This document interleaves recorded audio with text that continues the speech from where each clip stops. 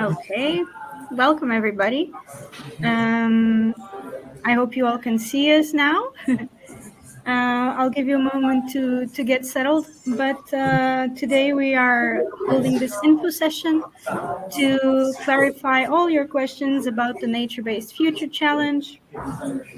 For those of you who don't know the Nature-Based Future Challenge, well, you probably do by now, but the Nature-Based Future Challenge is Wageningen University and Research's newest student competition, international student competition, which is going to start right in November.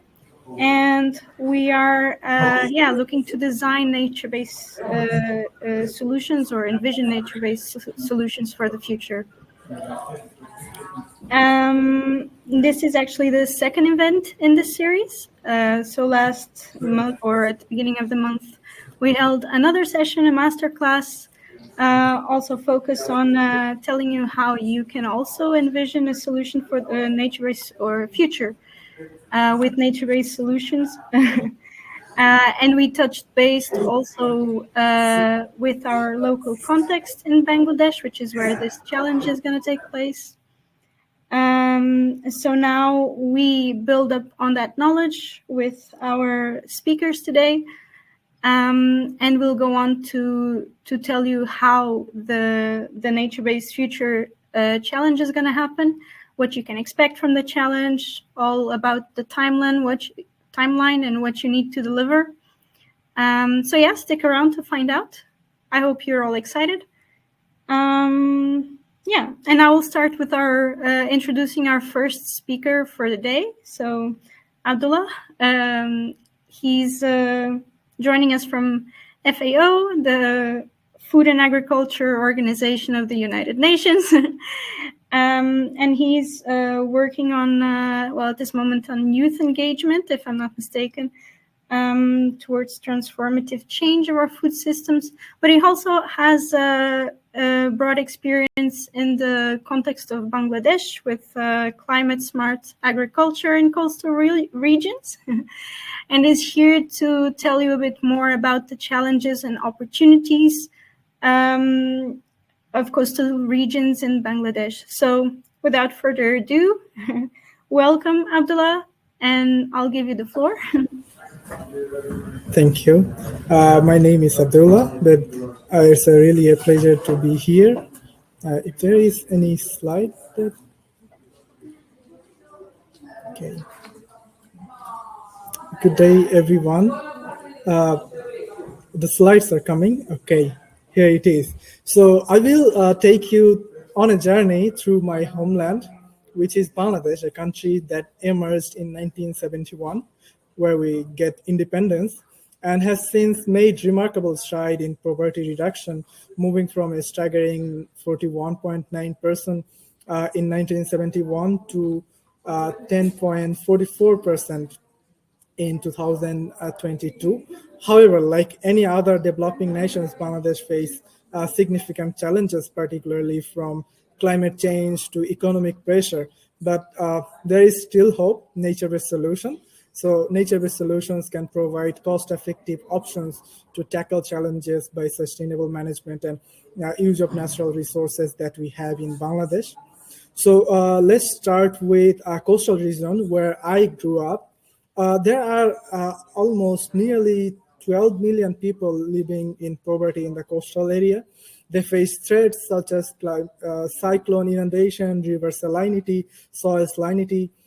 Climate change are one of the threats leading to crop failure, natural disaster, migration to another cities. There are also opportunities here. Coastal ecosystem can really provide diverse services such as protection from natural disaster. You might have known we have one of the largest mangrove forests, Sundarban. It is also act as a shield for my country. And we have fertile soil that can help us in food production, climate regulation by providing climate information service. That is another opportunities that coastal area can gain through nature-based solution. Recreation of crop models, enhancing present future adaptation capacity under climate change could be another options by nature-based future challenge. So Salinity, as I mentioned in my previous slide about salinity, it's really a double-edged sword for us. So interestingly, what is problem for one region can be solution for another. Salinity, for instance, affecting agriculture, but in other region, it's beneficial for shrimp farming, like the areas Khulna, Bagherhat. However, we must also consider the high salinity due to shrimp lies in shifting investment in water reuse, urban wetland restoration, urban forestry, river-based, nature-based solution, tidal river management. So this can be an opportunity that comes from this sector. Moving to next slide. So on the urban sector, moving on urban area, rapid growth leads to new vulnerability hazards.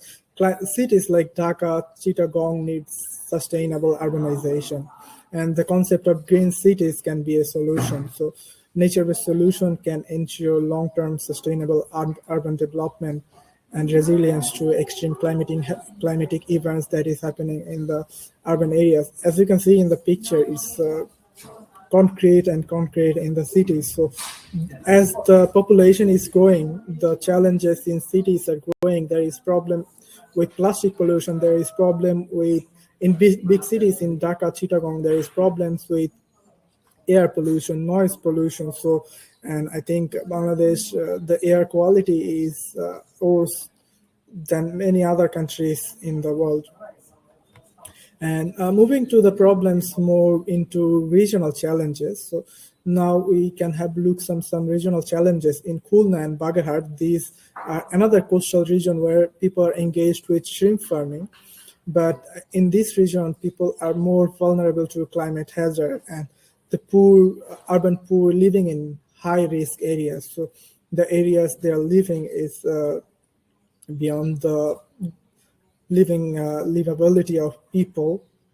On the Rajshahi area, where they are facing acute water crisis. So in one part, like in the coastal area, there is no water crisis, but there is problem with salinity.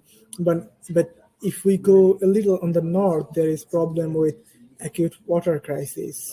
And there is not shortage of water, but there is shortage of pure water. There is shortage of water sometimes due to the polarization and others. So there is also opportunities in Khulna area to make it a global center for green reforestation of Sundarban, which acts as a shield for Bangladesh for climate hazard and water management by pollution-free rivers that can be another state. And now we can shift to the Sylhet, that is non-delta region. So Bangladesh is a delta region. So two-third part of Bangladesh is delta, and one-third is non-delta. We call it Gondwa land. So moving to non-delta region, this area is prone to heavy rain and flash flood, leaving many people homeless. So this region also faces geopolitical water conflict. We share same source of river with India and Nepal. So when there is a heavy rain in India, there is more water in the northern side than needed. So there is huge flood. There was a very large flood in previous year. So geopolitical water boundaries is a conflict that lies here. But there is opportunities also here to comprehensive rehabilitation initiative for flood-affected people in the northern region. Yes, and now we can finally talk about the big elephant in the room, which is climate change. Bangladesh is one of the most vulnerable countries to facing this global threat, facing sea level rising, floods, and infesting cyclones. As I am from the coastal area, I can say by 2030, if we cannot reach the 1.5 degree reduction in global temperature, then the part I grew up, the part I lived in the coastal area, it will be underwater. And by 2050, 1 in every 7 people in Bangladesh could be displaced by climate change. But there is opportunities here that nature-based solution can address climate and natural hazard at the same time contributing to sustainable development goal. So I don't know how, but it's up to you to create a nature-based future for Bangladesh. And in conclusion, Bangladesh is a resilient nation that faces significant challenge, but there is also urgent need for climate action and sustainable development. But there is hope. I think nature-based solution is an opportunity and is a way showing how high-quality nature-based solution can develop a landscape scale to tackle sustainable development challenge. And as you can see, there is a picture of me and my friend David. So this picture shows the friendship between Bangladesh and Netherlands. And this is a picture we took when me and David was exploring the agri-food system in Bangladesh. So it was a very short presentation from me, but just to give you an overview, but I'll be happy to get more answers and share some of the stories related to your answers. So it was from formal part, it was a short presentation, but we'll be happy to share stories. We'll be happy to share, address all of your questions that you may have. Thank you. Thank you so much, Abdullah. It was very, eye-opening to hear what are the current challenges that Bangladesh faces, and really, difficult to hear that the region where you grew up might be underwater in the near future. I now would like to invite all of those of you who have questions to put your questions in the chat for Abdullah. I will make sure to read them out and ask them for you. For now, it seems like there are no questions. Let's just wait for a little bit. But thank you very much, Abdullah. And I'll move on. If there are no questions, I will move on to the presentation of Marta. I remind you that we will also hold a Q&A at the end of that presentation. So if you don't think of anything now, but later you do, I can also share. Oh, we do have a few questions now. So currently, does Bangladesh have any mitigation measures for environmental threats such as water salinity and soil salinity? Well, from my best knowledge, by the government, there is a Delta plan, which also includes several steps how Bangladesh can tackle those challenges that Bangladesh is facing on the coastal areas, especially in the soil salinity. But I see there are a lot of initiatives from Wageningen. While I was a student and after finishing my studies, I explored some of the projects that Wageningen is doing by my short-term assignment with Wageningen Environmental Research. So there are several projects that are addressing how coastal areas can have better agricultural production, and it can be done by salinity resistance crops. And some of the places while I was exploring, I have seen they have a way of integrating shrimp. So they're cultivating shrimp, but also at the same time they're cultivating rice. So as I said, I mean, in Bangladesh, it's a problem of like a double-edged sword because salinity is a problem for one part, salinity is a solution for one part. But I have seen in between there are some areas where have been some already taken steps to integrate shrimp farming and rice cultivation together. So you can also find some articles online about this, and I wrote a interesting report. Maybe I can later share it with you so that the organizers can share. Yeah, I will be happy to share anything that you want to share with the audience. If you send it to us, we'll share it by email. There are more questions. One person asks you to go back to the first slide, please. Yes, I'm trying.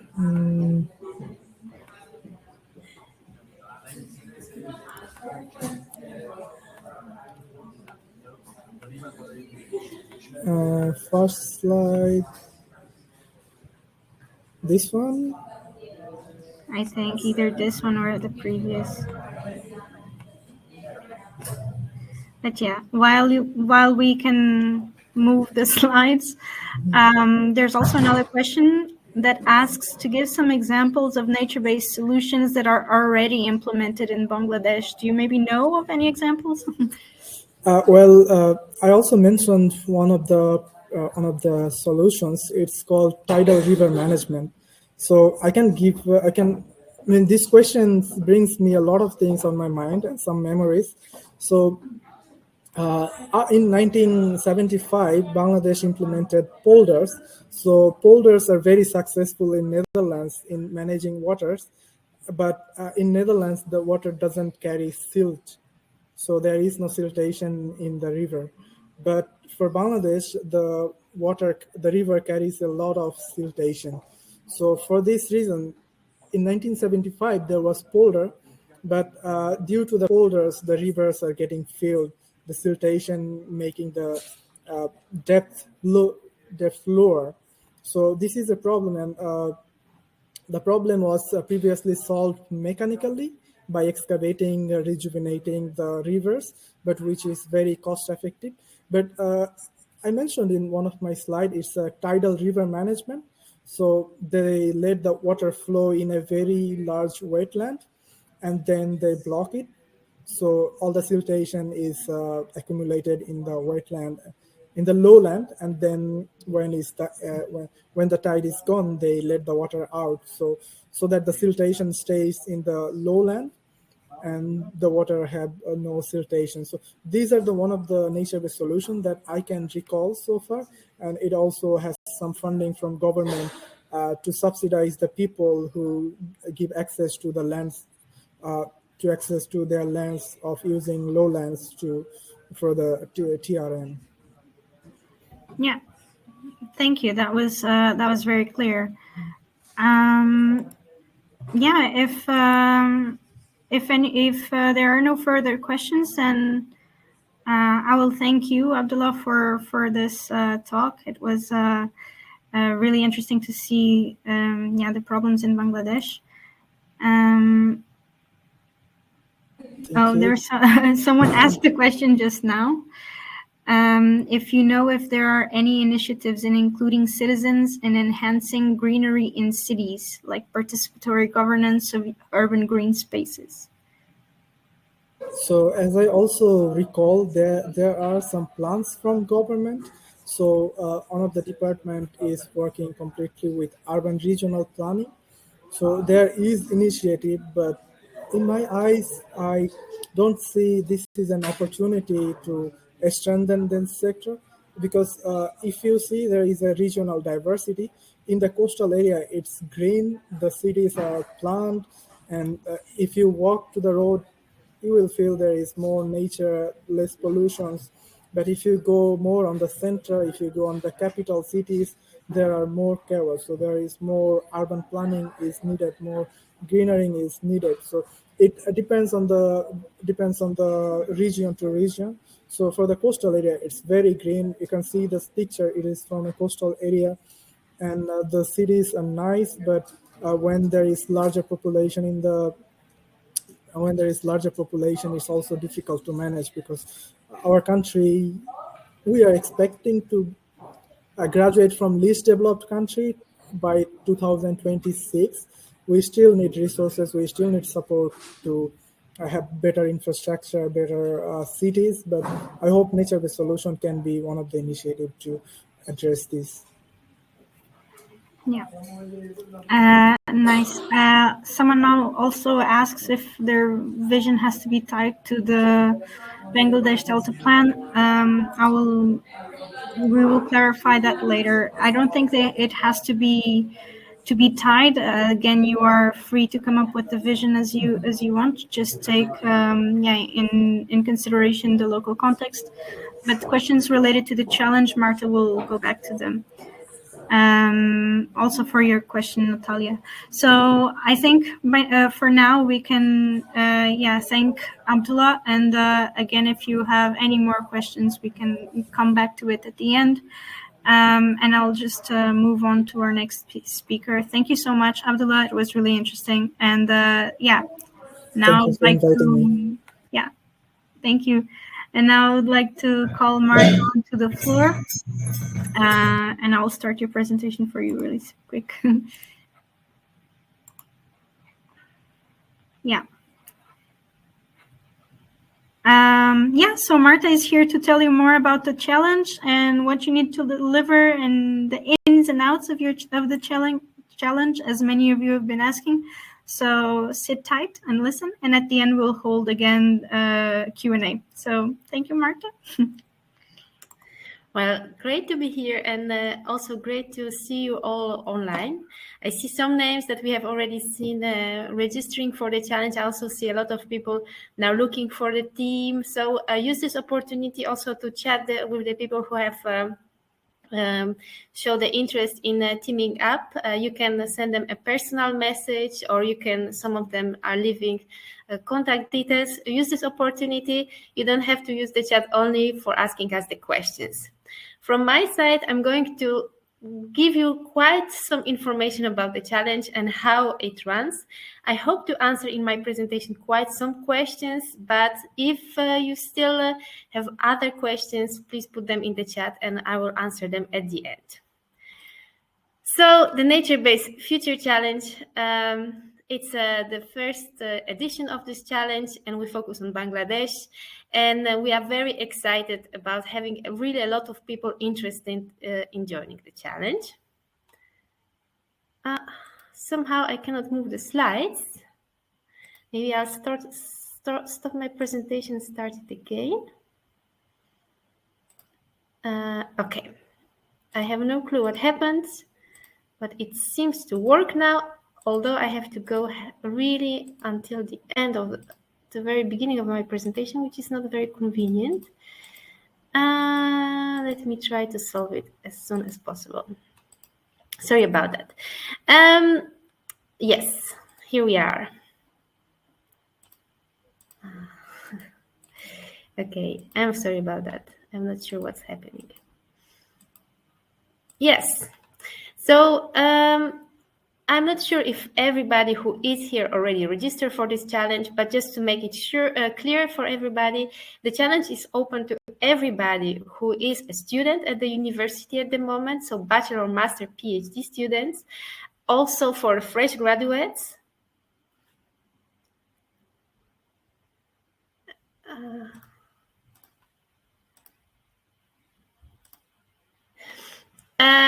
And here are the listed the most relevant backgrounds. However, if you have a different background, feel free also to join the challenge. There is definitely a way you can contribute to your teamwork and learn a lot about nature-based solutions. There's one important thing, and we get often this question. There's a maximum of 20% of fresh graduates of PhD students who can join a team. So you have to form an interdisciplinary team, which means that your team will be probably between 5-8 people, but you cannot have a team with only fresh graduates or only PhD students. And how we define fresh graduates is somebody who is not more than 1 year after the graduation from their degree, so after leaving the university. So what is the challenge about? Well, in this challenge, you develop the vision for the nature-based future in Bangladesh in 2120. And your vision should be biodiversity positive. It should ensure food and water security, and enhance climate adaptability and resilience, and have positive social and economic impact. The challenge is inspired by the project The Netherlands in 2120, which had a follow-up in another project, European Union in 2120. And I really recommend you to have a look at those projects. I think my colleague Monica has just put the link in the chat. So please have a look, because many of the elements of that project you will recognize when we ask you for deliverables for your challenge. What is important about that, it's not only about coming up with a vision, but it's also about working out it in more detail for a specific region in Bangladesh. And I will come back to it later when I describe the deliverables for the challenge. So how does the challenge work? We'll start in November 2023. So on 29th of November is the kickoff of the challenge, and the challenge lasts until 11th of June 2024. You need to be a part of a multidisciplinary team to join. So as I explained before, you need to team up not only with people you know and you like, but also people who have who complement you with their interdisciplinary background. And I just showed you a slide where we explained what are the criteria for the challenge. As you can see, you need some expertise in environmental sciences, but also social sciences, economics, and of course, you will need some people who have design backgrounds to draw the maps, to put everything together. So a landscape architect or an architect in your team it's a must, to be very honest. And we also very much recommend that you have somebody with a local knowledge, so somebody who has been to Bangladesh or is from Bangladesh or has contacts in Bangladesh. That's also very recommended. The challenge consists of 3 rounds, and every round ends with a selection moment. So that means that if there are hopefully maybe 40-30 teams joining at the beginning, not everybody will make it to the end. After the first selection round, there will be 20 teams, and at the end, there will be 10 finalists. And we help you throughout the challenge in different forms. So at the start of every round, there will be a studio, and that's a hybrid event that you really have to book in your agendas. And during those studios, you will get some tools and explanation of what you need to deliver in this round, but also how to approach it and how to get forward with that. So next to the studios, we'll also provide some opportunities for asking feedback, and that will be per round, it will be different. But from the second round onwards, the top 20 teams, they will also get coaching from the companies who are involved in the challenge. So you will have really some opportunities to get support. And then for selections, because sometimes we also get questions about how the teams will be selected. So there are 2 different groups of people who will be looking at the entries. For the selection rounds, we have selection committee, which consists of local experts and people with a landscape planning background who have been involved in the Netherlands in 2120 and Europe 2120 projects. So they really know how it works, and they will help you. Well, they know who has the potential to get through with their project and who should better stop. And then for the grand finals, there will be an international jury. We are finalizing now the list of the jury members. So as soon as we know it, we'll share it with you. So now the timeline of the challenge. I will take you through the challenge step by step. So I explained the 3 rounds, and you can see it back on the slides. The first round starts with the kickoff event, and I really hope you can be there either live as if you are in the Netherlands or in the distance close enough to travel to Wageningen, or online, because this will be really an important moment for getting the feel of the challenge, but also getting to know your teammates and also getting to know the partners of the challenge, so your coaches, and get some really good information about how to get started with the challenge. And I also told you that this first round, that in every round we have a studio. So in this first round, there will be a studio on 12th of December, and the deadline for the delivery for the first delivery is 4th of February. So that's how the first selection round looks like. then we have a couple of weeks to decide who makes it through to the next round. And the next round starts on 27th February with a studio, and it's followed up with a Meet the Coach. So that's when you will get to know the people who will be supporting you in the second round. And then in the last round, you will work towards the grand finals that is on 11th of June. So now I'll go a little bit more into the details of each of the rounds. And that includes the information about the deliverables, but also about important events. And those are the dates that you have to make sure that at least half of your team is available to join, if not the entire team. So what you do, the first round is really about getting a big picture of Bangladesh and a clear picture of what your vision is and what are you proposing. So what you will be doing in this round is making an inventory of current situation and future trends, and then providing an analysis and a starting points for your design. And then based on that, you will provide a description of your vision for the nature-based future, and you also have to be specific about different regions in Bangladesh. So it should be a vision that is specific to differences between different regions in Bangladesh. And at the end of the report, you have to also make a choice of which is the area that you will be specifically focusing on in the second round.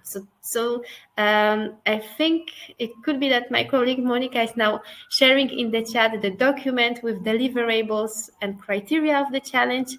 If you look at this document, you can see a lot of a very specific list of what do you need to provide in the first round, how it should be described, what is the format, but you also get there a list of what are the criteria and how many points you get for each of the elements of this first report.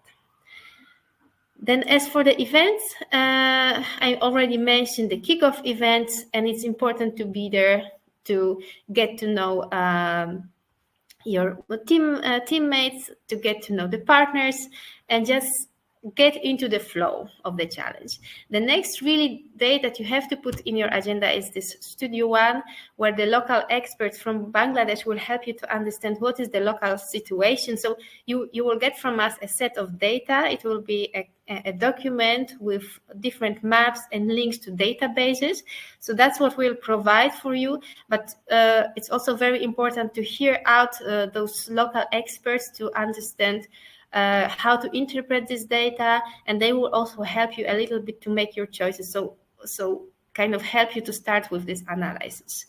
And then in this first studio, we'll also hear what are the steps that you need to take to get to the first milestone report. So it's really important to be there and have representatives. If you cannot be live in Wageningen, make sure that you are online. However, we really recommend you to be as present as possible there. And then also in the week of 15th of January, we'll give you an opportunity to consult the people who will be giving the studio. And they will mainly help you to shape up your process and decide like, okay, are we going in the right direction? So you will get this opportunity, and gear yourself up. 4th of January, that's really the deadline for the first milestone report. And it should be marked with a red pencil in your agenda, because that's something you will be working hard towards. Then if you are selected, you will get to the second round. And in the second round, I already mentioned, you will be working out more in detail the design for the specific region of your choice in Bangladesh. I can imagine that many people will choose to work on a coastal area. However, that's not necessary. So if you ask what is like my scope, your scope in the first round is really Bangladesh as a country. And in the second round, you choose one region and you define this region. And it can be coastal area. It could be also another area. And then you start again with the inventory analysis, but then you translate your vision into concrete choices where you have to be very as specific as possible and also visualize it. So that's why you need this landscape architect. You will need the person in the first round to draw the map and the visualizations for the region, but you will also need this person in the second round for helping you to visualize how you see your solutions. And a final step in this round is a description of your transition pathway. So if you say that's where we want to be in 2120, how do you want to get there? What are you going to do tomorrow, in 5 years, 10 years, 20 years, 50 years? That's the final step in this second round. And for important dates, there will be again a studio. There will be also the moment very shortly after the studio, so like the week of 27 February. It's an important week because of the studio, but it's also a moment where you will meet your coaches. And here I have put the logos of the companies that are participating in this challenge as a coach. So it will be up to you to decide how you work together. However, the people who are coaching has experience with nature-based solutions, visioning, spatial design, and also many of them has experience in working in Bangladesh or are coming from Bangladesh. So they will give you a lot of support, but they have also various experiences. So they will be really helping you to get to through the second round and to get to the finals. And 21st of April is the deadline for the second milestone report. So if you are lucky, then you make it to the third round. And in that round, you will work on improving your report based on the feedback of the selection committee and work on your pitch video. And we'll support you with that in this third studio. A part of this third studio will focus on pitching workshop.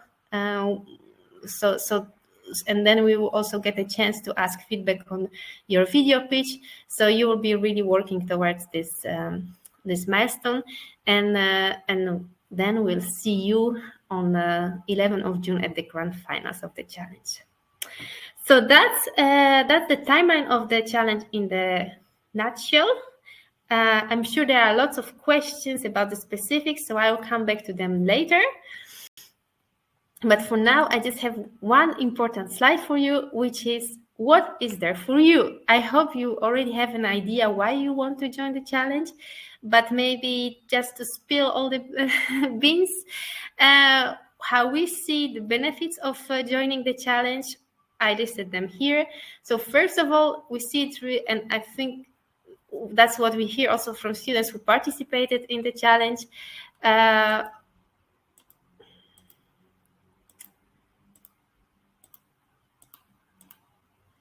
We see it as a really great learning experience, and there are lots of things that you will be learning from it. So it's about boosting your professional skills, multidisciplinary working, presentation skills, well, lots of different things. And Adrianna is already here to give some more information about it, but I will just finish this slide and get back to you, Adrianna, if that's okay.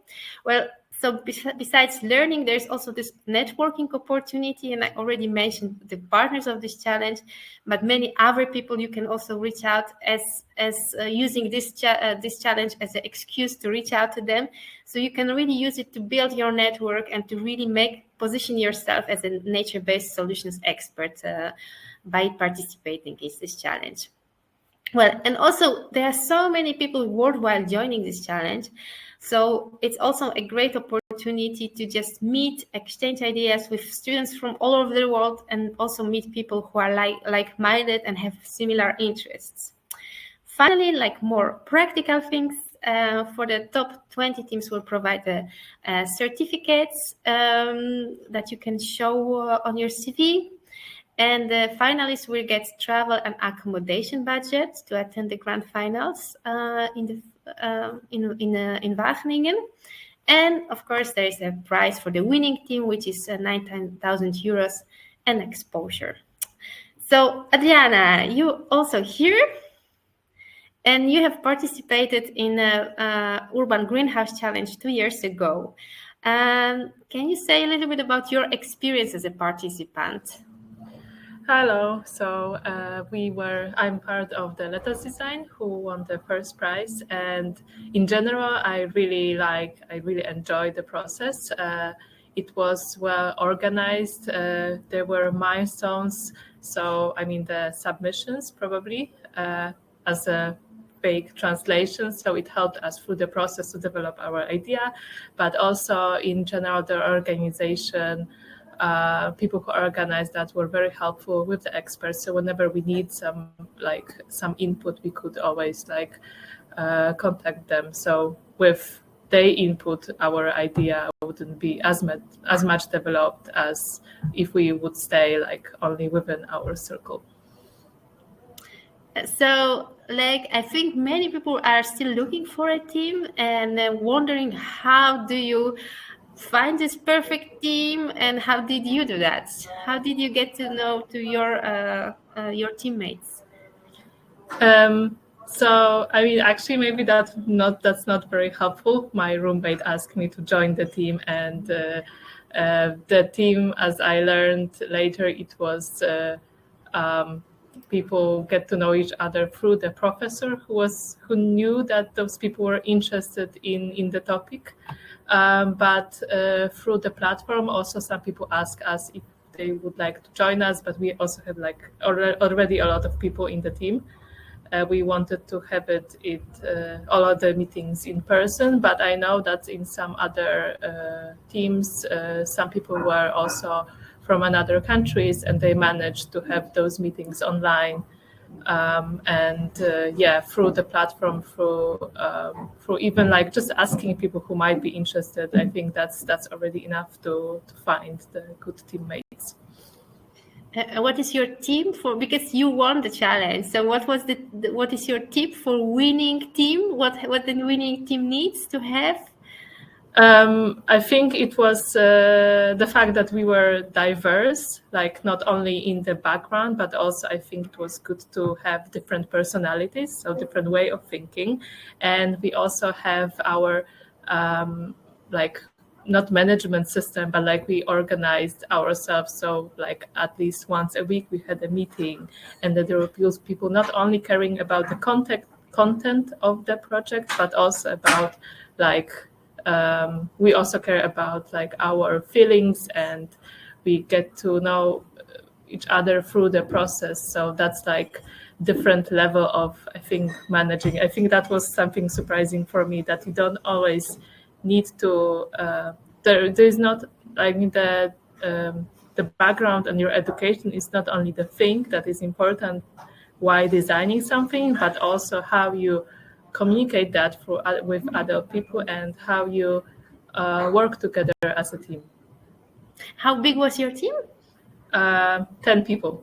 10 people. And was it difficult to coordinate this group, or was it would you say that that's a perfect size for a team? I think that was perfect, because we have division of different impacts. So some people it's not like everyone worked on everything, but we were divided into subgroups, and we have one big meeting every week, and then we have subgroups working during the week on some topics. So we have, for example, economical impact, which was 3 people, and then the same person who was in economical impact was also working on the architectural design. So that's why we also intervened and share the knowledge for the process. So there was always something that if someone was sick, for example, there was always one person who knew what was happening exactly in that topic and how far we are with the design. And you had also a captain, or how did you did you also have a specific team roles? Yes, so we also had a leader. Sarah was the leader of the team, but for example, I was helping her with administration. I would say even we were writing the notes of every meeting, so we could always come back to them, and yeah, that was actually very, very helpful.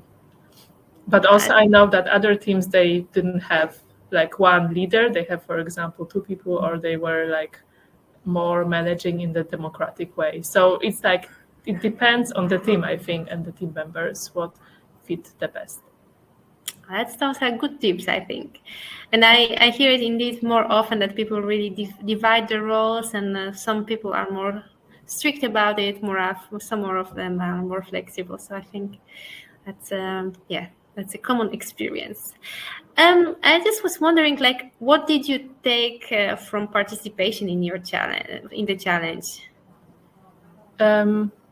Yeah, as I said before, like the experience of working with the people from different like educational backgrounds, because I was actually doing architecture, so I didn't know what is exactly, for example, water management, and like working with people from a different educational background really helped me to understand, and it's actually more realistic than what we have in academia, I would say.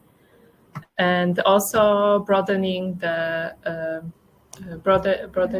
knowledge about, because we had a food production. So in the beginning, I didn't know that much, but after that, with the meeting with experts, but also like diving into the topic, I have better understanding. I would say it wasn't like a typical competition. I would say it's more of a course, because you have a meeting with experts and then some lectures, and then you also have to do some readings to deliver the project. So it was, I think it's more deep. It requires you to deeper understand the topic to make the better project. And were you interested already in the topic when you were joining, or was it because of your teammate that you joined? No, actually, I was like, I know, like I wanted to learn, but I didn't have that much of an understanding. I know what was aquaponic system, but besides that, not that much.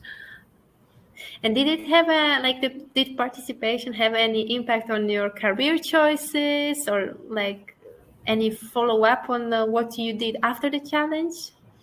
Oh, yeah. So after the challenge, we started a startup, which was actually based on our idea of the participation design. So I think that was what differed us from other teams, that we wanted local people to participate in the design, and we wanted to make it fun. So we designed some sort of game, and after that we wanted really to push that, and we already had like 2 workshops with the participation design game of different scales. So I think after that we continued, but not all of us, because like different people have different goals in their life, and some people, like last year, they were finishing their graduation projects. But 3 of us, me, Sarah, and Erwin, we continued the journey. That's great to hear. And is there like one piece of advice that you have for people who are still wondering if they should join, or people who are just about to start the challenge? I think if you're thinking about joining, I would say you should join. But if you already joined and you register and you are starting now, I think that if you have for this topic you have a very unique idea, you should go for it. And I think you also shouldn't underestimate the power of image or like communication, because that's also how you sell your project or your idea. And I think that that's also important, because like we could have very deeply processed, like designed project, but also the way how you show it or describe it is also important. Okay, I think that's a very good tip, honestly, because that's often what we see with the teams who don't make it to the top 20, is that they have a great idea, but it doesn't sell very well. So I think that's a very important part indeed. So is there like a magic ingredient that you need to win the challenge, or is like a silver bullet? Can you sell it now, or? Silver bullet for winning the challenge? I don't know. I think till the end we weren't like even sure if we could if we would win. because other teams were very like competitive, and I think they also shared, like they had also really good ideas. So, but yeah, what I said before, like if you go for something unique or deeply develop it, then that's the way, I would say. And then also a little bit of luck. Well, great, Adrianna. Thank you very much. So you will stay with us for questions if there are any. And for the moment, yeah. So super glad that you could, you wanted to share your experience after the challenge. So thank you. Thank you. I have one more slide to share with you, which is about how to join the challenge. And you know already that you can register individually or as a team. And I think it's quite straightforward. If you register as a team, you're just settled. We know also that there are quite some teams who are like half-baked, which means that they are still looking for team members, and there are different possibilities within the platform and also from our side to help you to find team members. And we also know that there are quite some people who join the challenge individually and do not have a team yet. So what happens then is, first of all, make sure that you register via the website, and then you get from us a confirmation email with the link to the registration form where you can provide more information. And if you fill in this form, you will be visible to other people who are looking for team members or for a team at all. And then we really encourage you to try to find a team on your own. If by the deadline you don't have a team still, we'll put people according to our idea of what is meaningful. So probably different expertise together, different locations. So we'll try to put people in a meaningful way into the teams. However, we really need to know that you still want to be involved in the challenge, so that we don't create teams where people are together without being any more active. So the registration deadline is 19th of November, and the link is very simple, naturebased-challenge.nl/register, or you can also use the QR code. And I really encourage you, if you haven't done it yet and you want to participate in the challenge, do it now, not later, because the more time you have, the more chance it is that you will find your dream team like Adrianna did. And talk to your roommate. Maybe this is your dream teammate as well. I think that's it for my presentation. And now we are ready to answer questions, if there are any. So I will stop our presentation now and give floor to Monica.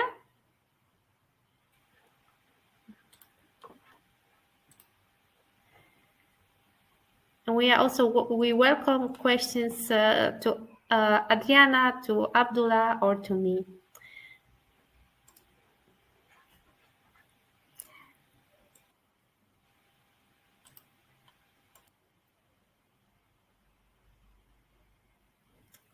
Somehow I cannot see you, Monica and Adrianna. Can you hear me? Or no? I can hear you, yes. Okay. Yes. I think my camera is having some issues, so I'm trying to start it up. But yeah, it'll have to be a blank screen for now. But yeah, thank you so much, Marta and Adrianna, for your insights into the challenge. I hope that now it has been a bit more clear for everyone what they're expected to bring into the challenge and how they can do so. There are some questions from the audience, so I can start asking them. Especially for Marta, if you provide any support to finalize the teams, if, for instance, expertise or PhD proportion, etc., are not quite right. Yes, so as I mentioned before, we will definitely support you with that. And honestly, it's the best if you are a kind of half-baked team and looking for a specific team members, it's best if you advertise yourself on the platform. If you fill in the form and have a look also in the form about team members who are available, and reach out to them. But you can also reach out to us and let us know what are the specific issues you are struggling with. So are there specific expertise backgrounds looking for? Then we will note it down and we'll kind of wait for you to figure out if you can find out some team members, and if not, we'll provide you later some support. I hope that answers the question. Yeah, exactly. So if I look through to the questions, there are some for Adrianna as well. Thank you for the tips. Did your team start with clear ideas or principles for your design from the beginning, or did the ideas only come later in the process? Well, we started, I think we started with clear principles, like in the general idea, what we would like to achieve and what we would like to, what we would like to achieve and how. And then the idea started of the participation design, because we, like, the principle was example, accommodating local community into the design. And then from that principle, the idea of participation design and putting that in our project was developed. Yeah, nice. So I hope that answered your question. That was clear. There are more questions. One more question for Marta. Can we participate with a group of only landscape architects? Yeah, so it's a good question. I think I know which team is that. You can participate in a team of only landscape architects, but you have to make sure that you can cover all the disciplines that you need to cover. And I know that landscape architecture is quite versatile, so it might be beneficial, but you might want to look around and at least see, or like ask your, like, maybe I would advise you to have a look at the deliverables and criteria and ask yourself, can we provide the answers to those questions within our team, or should we look for some external expertise? And you could include this external expertise either as your team members, or you can just ask advice. We are not strict about it. We don't say you cannot. We just give you advice to think about, if you can cover the questions that are asked there. Yeah, thank you, Marta. I think one last question for you, and then one back to Bangladesh. But the first one is, how should we enroll if we already have a team, but it's incomplete? This person says they have a team of around 7 people, but no one related to design yet. Yes, I think people with design background will be in high demand. So if there are people here watching this webinar, you have a design background, make sure to make yourself visible, because I think really many teams will be looking for a design specialist. How you can make your team is very simple. There are some instructions, I think, that Monica has sent about creating a team. Basically, you start with logging into platform, indicating that you have a team, and you provide when you do it, you can create a code, and with this code you can add team members to your team. So that's a technical part of it. And if you don't have, if you still lack team members with specific expertise, there is a link to a form. You can fill in this form and indicate who you are looking for, and also you get an access to a list of all people with different backgrounds, so you can approach those people. And you can also post a message on a pin board. So that's a way to find the lacking team members. If you don't manage by the deadline, let us know. We'll try to help you find the team members. However, I say again, the people with design background are in high demand, and we're not sure if we'll be able to provide every team member a team with a design specialist. Yeah, exactly. So if you have very specific needs for team members, please use the forms now while you can. And yeah, I hope the process to create a team is easy enough. I know that some of you have had troubles with it not being shown in the website. That is normal, and I hope we can have it working by the time the challenge starts. I just want to share one last thing. And first there was a question about Bangladesh. Will the organizing committee encourage the special aspects of Bangladesh's religion, ethnicity, and history to advance the project?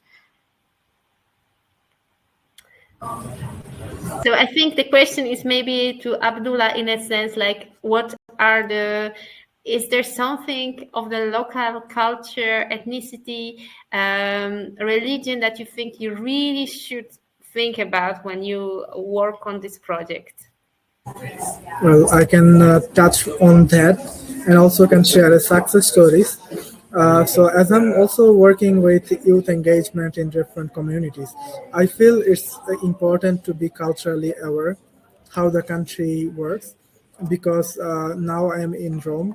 So the culture in Rome is completely different from Bangladesh. So I might not be have a good overview, but when you are working with community, it's good to be aware how is their culture, how the society works and everything. And Bangladesh is the majority of the people is Muslim, so it's also better to understand how this works. And the success stories is when I worked with a project of Wageningen in my country, focusing on climate information service, climate smart agriculture.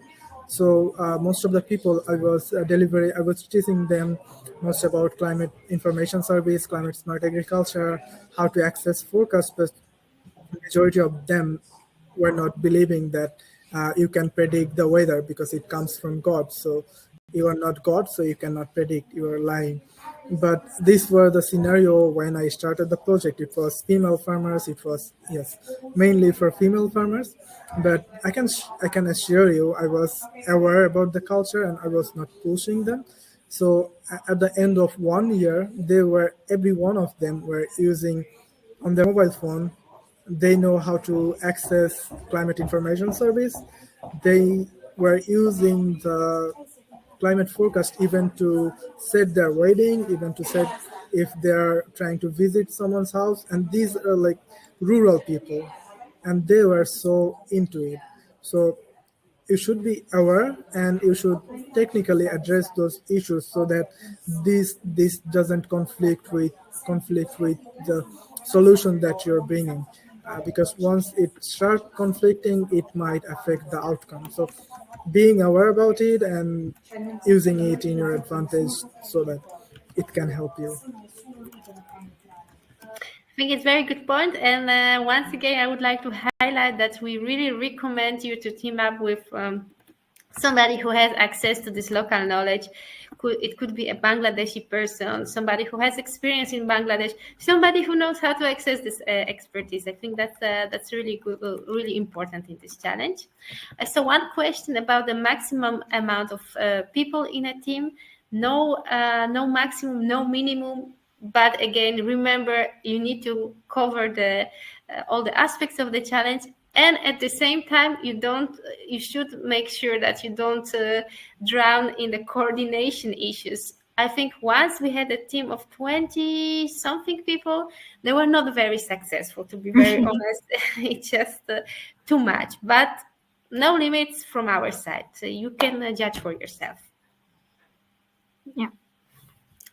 Well, thank you all. I think this wraps up all the questions that the students had. And I hope that after everyone heard the stories in this event and the presentations, now you have a clearer idea of what you can do in the challenge, what you need to do, and how you assemble your teams and get right to work. I want to thank once again to our speakers. Thank you, Abdullah, for your Bangladesh experience. To Marta for clarifying the ins and outs of the challenge, and for Adrianna for sharing her experience with her team. So I'll wrap this up now. And hope you guys enjoyed the webinar, and thank you all for being here. So have a nice evening or day. And I hope you will have a very good solutions for my country. Yeah, I think everyone is excited about that. So yeah, thank you. And well, see you at the challenge kickoff then on the 29th of November. Bye, everyone. Thank you for hosting, Monica. Thank you for Thank you. presenting, Adrianna. Bye-bye. And I'm sorry that I'm not Thank you. visible. And good luck, everybody. Good Bye-bye. luck. Bye. Bye.